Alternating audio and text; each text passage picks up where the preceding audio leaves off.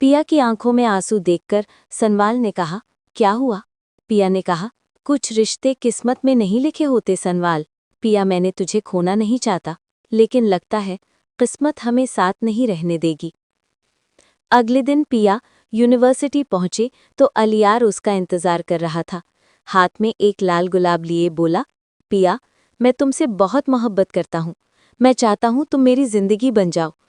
पिया चुप रही, फिर हल्के से मुस्कुराई और बोली, अगर तुम्हें सच में इतना यकीन है तो हाँ, मैं तैयार हूँ। घर लौटकर पिया ने ये बात अपनी अम्मी को बताई। उनके चेहरे पर पहली बार सुकून था।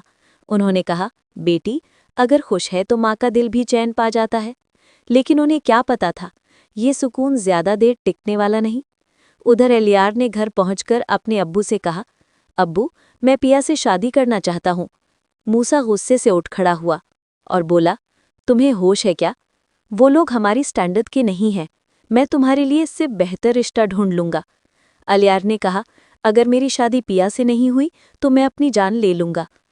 अगले दिन अलियार अपनी अम्मी और अब्बू के साथ पिया के घर रिश्ता लेकर पहुंच गया। पिया की अम्मी ने दरवाज़ा खोला, उनका इस्तकबाल किया। सब लोग बैठे ही थे कि तभी असलम घर में दाखिल हुआ। उसने मूसा को देखा और गुस्से से भर गया। तुम एक जुआरी मेरे घर में है, निकलो यहाँ से। मूसा ने ठंडे लहजे में कहा, असलम, मैं अपनी अमानत लेने आया हूँ, अपने बेटे के लिए रिश्ता लेकर। असलम चीख पड़ा, हमें ये रिश्ता मंजूर नहीं, अभी इसी वक्त मेरे घर से निकल जाओ। कुछ देर बाद पुलिस असलम को गिरफ्तार कर लेती है। जारी प्रॉपर्टी की केस में उसे जेल ले जाया जाता है। ये खबर पिया तक पहुंची तो उसके होश उड़ गए। वो सीधा सनवावल के पास पहुंची और रोते हुए बोली, सनवावल, मेरे अब्बू बेकसूर हैं, उन्हें बचाओ। सनवाल ने गहरी सांस ली और कहा, पिया, इस सब के पीछे अलियार के अब्बू का हाथ है।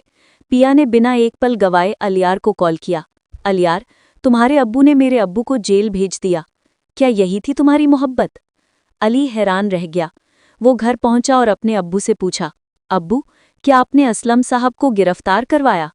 मूसा ने ठंडे अंदाज में कहा, हाँ, उसके साथ यही होना चाहिए था। बिजनेस में दिल नहीं दिमाग चलता है। अलियार के दिल में आग लग गई। उसने कहा, अगर ये बिजनेस है तो मैं ऐसा बेटा नहीं बनना चाहता। अलियार ने अपने अब्बू के खिलाफ सारे सबूत इकट्ठे किए और सनवाल को भेज दिए। अगले दिन सनवाल और पिया कोर्ट के लिए गाड़ी में निकल रहे थे। रास्ते में अचानक बाइक पर दो लोग आए और सनवाल पर गोलियां चला दी। गोलियां उसके हाथ को छूकर निकल गईं, लेकिन वो बेहोश हो गया। पिया चिल्लाती हुई उसे हॉस्पिटल ले गई। वहीं कोर्ट में सनवाल का वकील दोस्त मूसा के खिलाफ सबूत जमा कर देता है। सच सबके सामने आ जाता है, मूसा ने असलाम को फंसाया था। पुलिस तुरंत मूसा को गिरफ्तार कर लेती है। मूसा अदालत में अपना जुर्म कबूल कर लेता है और कहता है, मैंने गलत किया, लेकिन मेरे बेटे को मेरी सज़ा मत दो। अदालत असलाम साहब को रिहा कर देती है। जब वो कोर्ट से बाहर आते हैं तो मीडिया उनके चारों तरफ घिर जाती है। सनवाल आगे बढ़कर कहता है, उन्हें चैन से घर जाने दो, अभी बहुत कुछ ठीक होना बाकी है।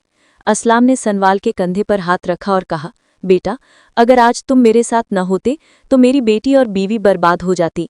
तुमने जो किया है वो कोई अपनों के लिए ही कर सकता है।